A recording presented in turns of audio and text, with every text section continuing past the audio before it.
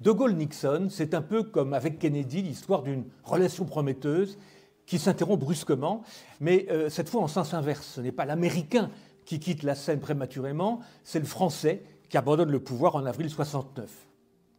En tout et pour tout, De Gaulle et Nixon n'auront été aux affaires ensemble que 4 petits mois, de janvier à avril 1969. Mais ensemble, ils auront fait évoluer l'équilibre mondial plus profondément que dans les 5 ans passés par Johnson à la Maison-Blanche entre 63 et 69.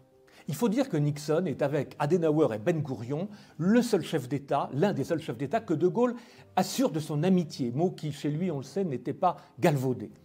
On le sait peu également, mais De Gaulle avait connu Nixon quand il était le vice-président d'Eisenhower entre 1954 et 1960, et il avait reconnu en lui l'un des rares hommes d'État américains à manifester pour l'Europe et pour la France en particulier un intérêt que peu de ses contemporains témoignaient.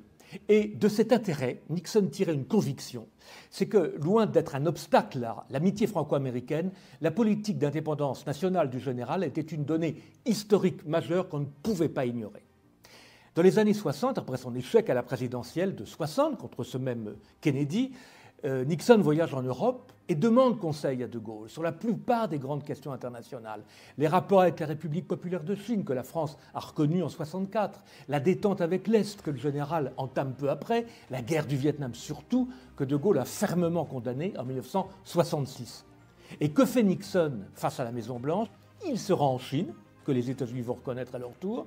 Il engage le dialogue avec la Russie sur le désarmement. Il entame surtout le retrait américain du Vietnam. Dans les procès-verbaux des conversations avec De Gaulle qu'il a à Paris en février 69, on trouve cette phrase incroyable pour l'époque, mais également dans le contexte actuel.